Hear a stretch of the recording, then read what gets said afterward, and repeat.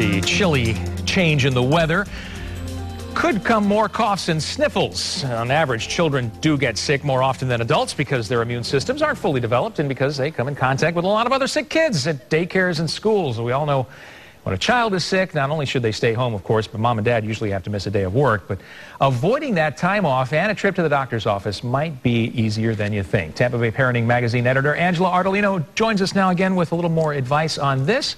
Appreciate you stopping by again. We're going to start with this whole idea of getting more rest and how important bedtime is for young children. Get their bodies in shape and keep them healthy. The three important things we need to remember when it comes to our kids and keeping them healthy and skipping sick days is sleeping, eating, and washing their hands actually makes a huge difference on whether they'll catch someone's cold or how to prevent it. So sleeping is very important, and keeping a sleep pattern that kids are used to and consistency is something that's so important. Kids need 10 to 11 hours of sleep a night, so it's very important to make sure that we follow a schedule and get that sleep that they need, and it'll help prevent them from getting sick or catching an illness. You know, that's hard to do a lot of times. Families are so busy. You got school, you got after school, you got homework. A lot of things going on. So I like this idea of preparing an organizational chart to kind of keep kids on track. Absolutely, and always make sure that if bedtime is at a certain time, that 30 minutes before bedtime happens, that they're getting everything that they need done, preparing for the day before, getting their chores done, washing their hands, brush their teeth, maybe even read a book so that they calm down before they go to bed, and it's easier for them to get into a habit. Yeah, we like the whole idea of bath time, shower time right before bed, give them a chance to wind down. But it's important when you're talking, and maybe if you have a kid that doesn't want to go to sleep or doesn't feel tired, for them to understand why it's important for them to get enough sleep, because it will help them prevent them from getting sick in the first place. Right. And the other thing you mentioned, of course, of the three, the next is eating. Right. Eating healthy. That's a constant challenge. Same thing. You know, kids love to eat the junk food because it tastes good, but if they don't get anything nutritional, again, their immune system is going down and they're not getting the nutrients they get, and then they'll be more apt to catch something. So eating, and again, explaining to them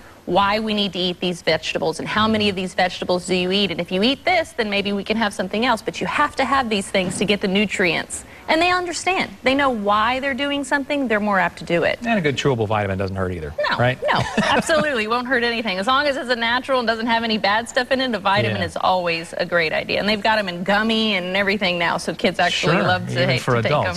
We like that too. The third thing on the list is keeping your hands washed. You know, I was telling you during the break there that my wife and I used to just dread the month of September, because you knew after the summer you send the kids back to school, everything goes in their mouths. Preschool, elementary school was the worst, and you knew they were going to come down with something, then it spreads through the whole house. That's but washing hands is just a key. It's the #1 most important thing that everybody can possibly do to help stop spreading viruses, bacterial infections, or any type of illness. So teaching your kids. Good tips on teaching kids to do this. That's right. Make it fun.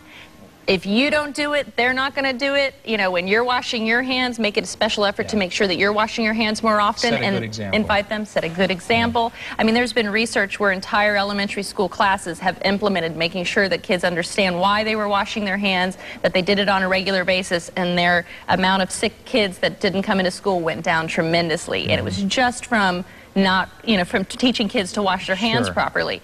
So using soap, staying under plenty of time is the best thing that you could possibly do. I like the happy birthday song rule too. That's right. If you need to have them do a song, sing happy birthday twice while they're washing their hands with soap. Another great idea is to have a soap that maybe has a toy in the middle of it, so they're trying to work towards washing that soap down till it gets to that toy. Down to the and another important thing is that when your child does get sick, not to automatically give them antibiotics. I know a lot of parents get mad when they take them to the doctor and the doctor doesn't give them antibiotics and says, oh, it just needs to go through, and their kid is sick and tired and doesn't feel good. Helps you build up your immune system. But if there's a huge problem in the United States of overdosing children with antibiotics, and it's become a big problem. It doesn't work. They're for viruses, for bacterial infections, not for viruses. Good tips. Thank you, Angela. Appreciate it. She'll be back next week. Talk more about making the mornings easier. Always a challenge. And if you missed any of those points, we posted them on abcactionnews.com. You'll find more information as well on the Tampa Bay Parenting website, tvparenting.com. While you're there, sign up for a free subscription.